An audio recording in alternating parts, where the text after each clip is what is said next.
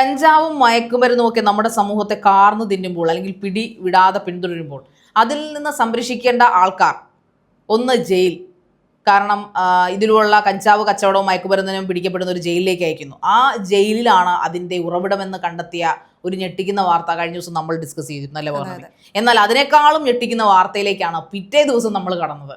അതായത് അങ്ങനെ ചെയ്യരുതെന്ന് പറഞ്ഞ് പഠിപ്പിച്ചത്, അതായത് അങ്ങനെ നിങ്ങൾ അങ്ങനെയൊന്നും പോകരുത് മക്കളെ എന്ന് പറഞ്ഞു തരേണ്ട വിദ്യാലയങ്ങളിൽ, ഹോസ്റ്റലുകളിൽ ഇപ്പോൾ കഞ്ചാവിൻ്റെ വിൽപ്പന സുലഭമാണെന്നാണ് പോലീസിൻ്റെ റെയ്ഡിൽ തെളിഞ്ഞത്. കഴിഞ്ഞ ദിവസം നടന്ന കളമശ്ശേരി പോളിടെക്നിക് ഹോസ്റ്റലിൽ, അതായത് രാഷ്ട്രീയ പാർട്ടികളൊക്കെ കൊടികുത്തി വാഴുന്ന, അതായത് വിദ്യാഭ്യാസത്തിൽ, അതായത് ഈ പറയുന്ന SFI ആയാലും KSU ആയാലും ABVP ആയാലും എല്ലാവരും കൊടികുത്തി വാഴുന്ന ഒരു സെൻറ്റർ ഓഫ് സ്റ്റഡി എന്ന് വേണമെങ്കിൽ പറയാൻ ആ കളമശ്ശേരി പോളിടെക്നിക്കിനെ, അവിടെയാണ്, അവരുടെ മൂക്കിന് താഴെയാണ് ഇങ്ങനെയുള്ള പരിപാടികളെല്ലാം നടന്നതെന്ന് ഓർക്കുമ്പോഴാണ്, അല്ലെങ്കിൽ അത് കേൾക്കുമ്പോഴാണ് ഷോക്കിംഗ് ആവുന്നത്.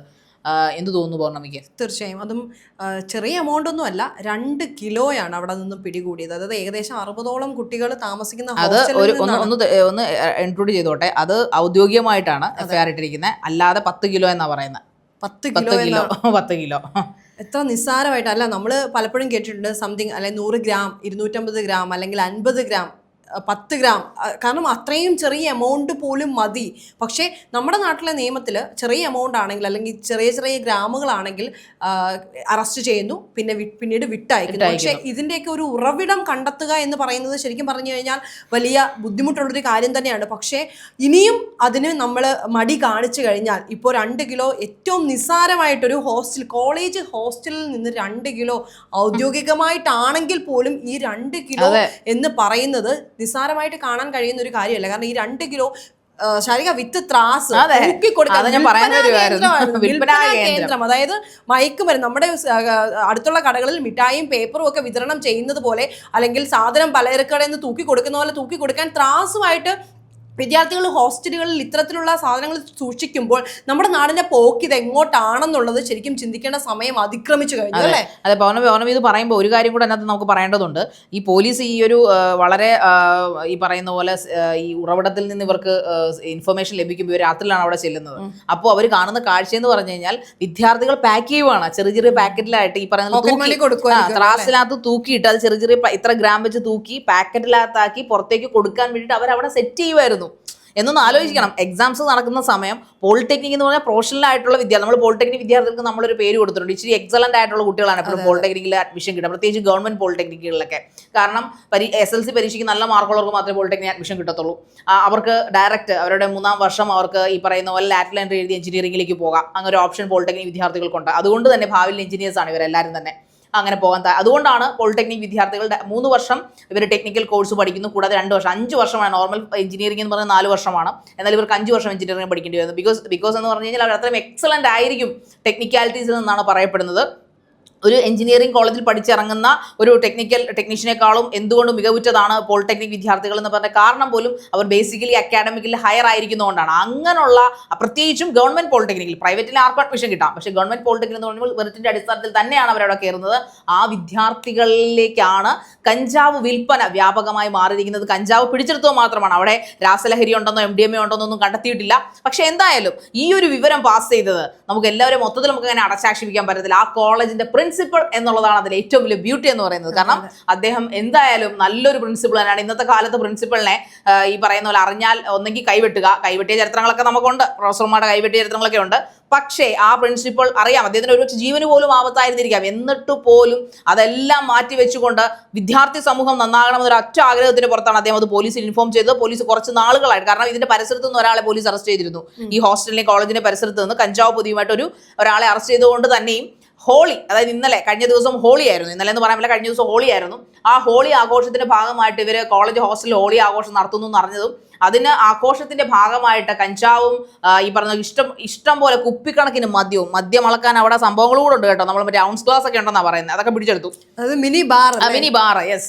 പിന്നെ സിഗരറ്റ്, അതോടൊപ്പം അങ്ങനെ കുറെ കാര്യങ്ങൾ ഇതെല്ലാം ഉണ്ടെന്ന് അറിഞ്ഞ പ്രിൻസിപ്പൾ നേരത്തെ തന്നെ പോലീസ് ഇൻഫോം ചെയ്തു, ഇങ്ങനെ കോളേജിനകത്തും ഹോസ്റ്റലിനകത്തും കഞ്ചാവ് വിൽപ്പന ആഘോഷത്തിന്റെ ഭാഗം നടക്കുന്നുണ്ട്, ദയവ് ചെയ്ത് നിങ്ങൾ വിദ്യാർത്ഥികളെ രക്ഷിക്കണം, നിങ്ങൾ ക്യാമ്പസിനകത്ത് കയറണമെന്ന് എഴുതിയ ലെറ്ററാണ് അദ്ദേഹം മുകളിലുള്ള കമ്മീഷണർക്ക് അയച്ചു കൊടുത്തത്. ആ പകർപ്പൊക്കെ മാധ്യമങ്ങൾക്ക് കൊടുത്തിട്ടുണ്ട്. പറയുന്നുണ്ട് ഇപ്പോൾ. അതായത് നമ്മുടെ പ്രിൻസിപ്പളിന് തീർച്ചയായിട്ടും അറിയാം അത് അദ്ദേഹത്തിന്റെ കൈകളിൽ നിൽക്കില്ല. പക്ഷേ ഈ കുഞ്ഞുങ്ങളുടെ ജീവിതം നന്നായിട്ട് പോകണം എന്നുണ്ടെങ്കിൽ പുള്ളി കൃത്യമായിട്ട് ഇപ്പോൾ ഇടപെട്ടില്ലെങ്കിൽ ഒരു പക്ഷേ നാളേക്ക് അവര് ഇവിടുന്ന് ഇറങ്ങുന്നത്, ഈ കലാലയത്തിൽ നിന്ന് ഇറങ്ങുന്നത് സമൂഹത്തിന് വലിയൊരു വിപത്തായി മാറാൻ വേണ്ടി ആയിരിക്കും എന്നുള്ള പൂർണ്ണ ബോധ്യത്തോട് തന്നെയാണ് അദ്ദേഹം ഇത്തരത്തിലുള്ള ഇൻഫർമേഷൻ. അല്ലെങ്കിൽ സാധാരണ എന്ത് ചെയ്യും, താൻ പ്രിൻസിപ്പൾ ആയിട്ടിരിക്കുന്ന സ്ഥാപനത്തിൽ ഇങ്ങനെ വന്നു കഴിഞ്ഞാൽ തനിക്കൂടാണല്ലോ കളങ്കം എന്നോർത്ത് മൂടി വെക്കാൻ ശ്രമിക്കും. കൂടുതലും ആളുകൾ അങ്ങനെയാണ് ചെയ്യുന്നത്. അതല്ല എന്നുണ്ടെങ്കിൽ ഇപ്പം നമുക്കറിയാം കോളേജിന്റെ പാനൽ അല്ലെങ്കിൽ ബോർഡ് മെമ്പേഴ്സ് ഇവരെയൊക്കെ വിളിച്ചുകൂട്ടി ഇവർക്ക് താക്കീത് കൊടുത്തു വിടും, പുറത്ത് ഇത് അറിയരുത് എന്ന് പറയും. പക്ഷേ ഇതിനെല്ലാം വിപരീതമായിട്ട് അദ്ദേഹം പ്രവർത്തിച്ചിട്ടുണ്ടെങ്കിൽ തീർച്ചയായിട്ടും ഒരു ഹാറ്റ്സ് ഓഫ് കൊടുത്തേ പറ്റുള്ളൂ. പക്ഷേ എന്നിരുന്നാലും ഇപ്പോൾ ഈ കോളേജുകളിലെ വിദ്യാർത്ഥി രാഷ്ട്രീയം ഇപ്പോൾ ഒരുപാട് പേര് അതിന് എഗെയിൻസ്റ്റ് ആയിട്ട് സംസാരിക്കുന്നുണ്ട്. ശരിക്കും പറഞ്ഞാൽ ഇത്തരത്തിലുള്ളൊരു വിദ്യാർത്ഥി രാഷ്ട്രീയം കോളേജുകളിൽ ആവശ്യമുണ്ട്. കാരണം ഇതിൽ ഇപ്പോൾ ഈ ഒരു ഡ്രഗ്സ് പിടിച്ചു അല്ലെങ്കിൽ ഇങ്ങനെയുള്ള കാര്യങ്ങൾ പിടിച്ചു, കഞ്ചാവ് പിടിച്ചു, ഈ കഞ്ചാവ് പിടിച്ചതിനപ്പുറത്തേക്ക് നിരപരാധിയായ കുഞ്ഞുങ്ങളെ പെടുത്താനും ഈ പിടിച്ച ആളുകൾ ശ്രമിക്കുന്നുണ്ട്. അപ്പോൾ അതിലേക്ക് വരുമ്പോൾ ഒരുപാട്, അതായത് ഈ പ്രിൻസിപ്പിൾ തന്നെ പറയുന്നുണ്ട്, അതായത് 60ഓളം കുട്ടികൾ താമസിക്കുന്ന ഹോസ്റ്റലാണിത്. പക്ഷേ എല്ലാവരും ഒന്നും ഇത് ഉപയോഗിക്കുന്നില്ല, ഇവിടെയുള്ളവരല്ല ഉപയോഗിക്കുന്നത്. അതായത് അദ്ദേഹത്തിന് വ്യക്തമായിട്ട് അറിയാം ഇത് ഇവിടെ നിന്നും കച്ചവടത്തിനായിട്ട് വെക്കുന്നതാണ്, അല്ലെങ്കിൽ ത്രാസിൽ തൂക്കി കൊടുക്കുന്നത്, പുറത്തേക്കും ഇത് ഇവിടെ നിന്ന് പോകുന്നുണ്ട് എന്നുള്ള പൂർണ്ണമായ ബോധ്യമുണ്ട്. ഇപ്പോൾ ഈ പറയുന്ന റൂമിൽ, ഇത് പിടിച്ച റൂമിൽ താമസിക്കുന്ന മറ്റൊരു പയ്യൻ, ആകാശെന്നോ മറ്റോ ആണ് പേര് പറയുന്നത്. അപ്പൊ അവൻ ഈ ഒരു സംഭവം അറിഞ്ഞിട്ടേ ഇല്ല എന്ന് പറയുന്നു, അവൻ അത് അങ്ങനെ ഉപയോഗിക്കുന്ന ഒരാളല്ല എന്ന് പറയുന്നു. ഈ പിടിച്ച വ്യക്തി തന്നെ പറയുന്നു അവൻ ഇതൊന്നും അറിയില്ല എന്ന്. പക്ഷെ അപ്പൊ പോലും ഒന്ന് ആലോചിച്ച് എന്തൊരു അപകടമാണിത്. കൂടെ താമസിക്കുന്ന ആള് പോലും അറിയാതെ അത് വെക്കാൻ, രഹസ്യ സ്വഭാവം സൂക്ഷിക്കാൻ കഴിവുള്ള ഒരാള്. അപ്പൊ ആ ആൾ എന്തൊക്കെ കാര്യങ്ങൾ ഇനി ചെയ്തെന്നിരിക്കും അല്ലേ? അതെ. പിന്നെ ഇതിനെക്കുറിച്ച് റൂമേഴ്സ്, ഇത് കുട്ടികൾ തന്നെ പറയുന്ന കാര്യങ്ങൾ. ഇതിന്റെ കയ്യിൽ നിന്നാണ് 300 ഗ്രാം പിടിച്ചെന്ന് പറയപ്പെടുന്നു. ഇത് പൊളിറ്റിക്കൽ കളിയുണ്ടോ എന്നൊക്കെ സംശയമുണ്ടെന്നാണ് ഈ കുട്ടികൾ ആരോപിക്കുന്നത്. അത് മാത്രമല്ല ഞങ്ങളെ പെടുത്തിയതാണെന്ന് പറയുന്നു. പക്ഷെ അതിലൊക്കെ ഒരുപാട് കള്ളത്തരങ്ങളുണ്ട്. കാരണം ഈ പറയുന്ന ഇതിലെ കാരിയർ, അതിൽ ഇത് വിൽക്കാൻ കൊണ്ടുവരുന്ന ആൾ ആഷിഖ് എന്ന് പറഞ്ഞ പൂർവ്വ വിദ്യാർത്ഥിയാണ് അവിടെ പഠിച്ചത്. അവൻ അവിടുത്തെ മുക്കുമൂലയും അറിയാം. അവൻ അതിന്റെ ഈ പറഞ്ഞ ക്യാരിയേഴ്സ് ആകുന്ന എപ്പോഴാണ് പൗർണമി, അതിൽ അഡിക്റ്റായി അത് കിട്ടാതെ വരുമ്പോൾ, പൈസ കൊടുത്ത് വാങ്ങിക്കാൻ പറ്റാതെ വരുമ്പോൾ അവർ ക്യാരിയേഴ്സ് ആയി മാറുന്നു. കാരണം അവർക്ക് വേറെ ഓപ്ഷൻ ഇല്ല, കാരണം അവർക്ക് ഇത് കിട്ടിയേ പറ്റൂ. സ്പ്രെഡ് ചെയ്യാന്നുണ്ടെങ്കിൽ തീർച്ചയായിട്ടും സാധനം കയ്യിലേക്ക്. സോ ആ ഒരു പക്ഷെ ഇപ്പൊ ഇത് പിടിച്ചില്ലായിരുന്നെങ്കിൽ, ഇത് പറയുന്നത് നമ്മുടെ ഒരു ആഗ്രഹം മാത്രമാണ്. 60ഓളം വിദ്യാർത്ഥികൾ ഹോസ്റ്റലിൽ താമസിക്കുന്നുണ്ട്. 60 വിദ്യാർത്ഥികളും കഞ്ചാവിന് അഡിക്റ്റ് ഇല്ലെങ്കിൽ പോലും കഞ്ചാവിന് അഡിക്റ്റ് ആകാനുള്ള പോസിബിലിറ്റീസ് ഉണ്ടായിരുന്നു. അതിന്റെ ഒരു ഉദാഹരണമാണ്. കാരണം ഇതിൽ ഒരു പക്ഷേ ഒരു 20ഓളം പേരായിരിക്കും അഡിക്റ്റ് ആയിട്ടുണ്ടാവുക.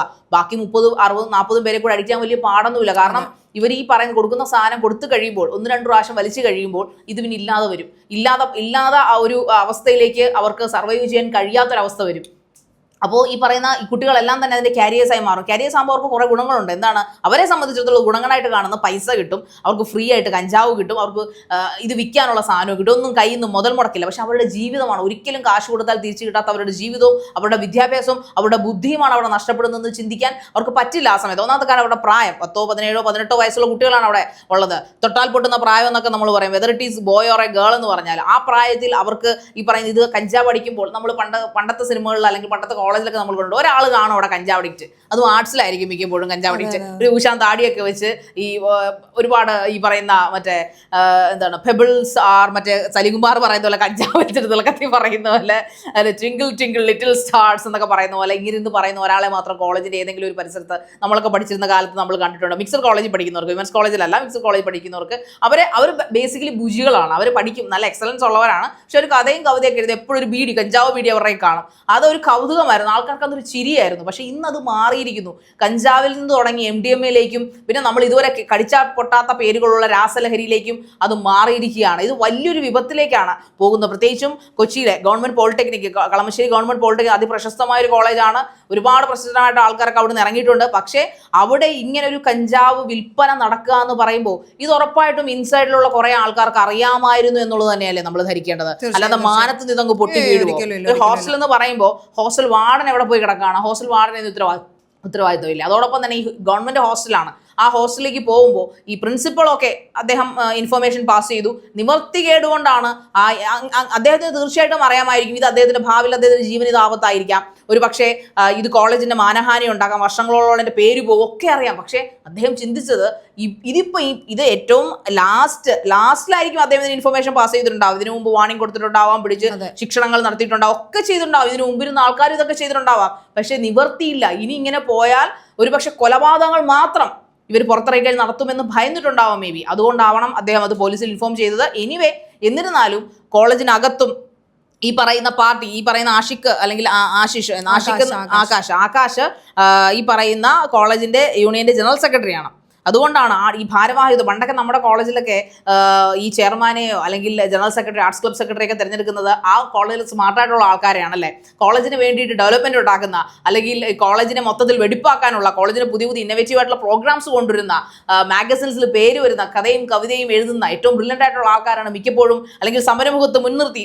പിന്നീട് മന്ത്രിമാരായ ഒരുപാടുണ്ട് നമ്മുടെ നാട്ടിലൊക്കെ. അവരുടെയൊക്കെ ബാക്ക് ഹിസ്റ്ററി ചെയ്താൽ നമുക്കറിയാം, അവരൊക്കെ കോളേജ് യൂണിയൻ സെക്രട്ടറി, UUC ആയിരിക്കാം, യൂണിവേഴ്സിറ്റി യൂണിയൻ ചെയർമാൻ ആയിരിക്കാം, ഒരുപക്ഷെ ആർട്സ് ക്ലബ് സെക്രട്ടറി ആയിരിക്കാം. അങ്ങനെ ഒരുപാട് കോളേജിൽ നിന്നുള്ള പ്രവർത്തനങ്ങൾ ചെയ്തിട്ടാണ് അവരെല്ലാം മുഖ്യധാരയിലേക്ക് വന്നിട്ടുള്ളത്. അത് പൊളിറ്റിക്സ് ആയാലും അത് നിയമമായാലും എന്ത് തന്നെ ആയാലും നമ്മളിപ്പോൾ എടുത്തിരുന്ന ആൾക്കാരൊക്കെ ഇപ്പോൾ ശബരിനാഥിനെയൊക്കെ എടുത്ത് നോക്കി നമുക്ക് അറിയാൻ പറ്റും, അവരൊക്കെ കോളേജിലൊക്കെ പൊളിച്ചു നടത്തുന്ന ആൾക്കാരാണ്. സോ അങ്ങനെയാണ് നമ്മൾ ഭാരവാഹിത്വത്തെ കണ്ടിരുന്നത്. അതിൽ നിന്ന് മാറി ഇനിയിപ്പോൾ കഞ്ചാവ് വേട്ടയിൽ മുഖ്യനായി മാറിയിരിക്കുന്നു. അങ്ങനെ പിടിക്കേണ്ട സിറ്റുവേഷനിൽ ഇത് കണ്ടെത്തി കൊടുക്കേണ്ട ആൾക്കാരല്ലേ ഈ യൂണിവേഴ്സിറ്റി അല്ലെങ്കിൽ UUC എന്ന് പറയുന്ന, അല്ലെങ്കിൽ arts club secretary, general secretary എന്നൊക്കെ പറയുന്നത്.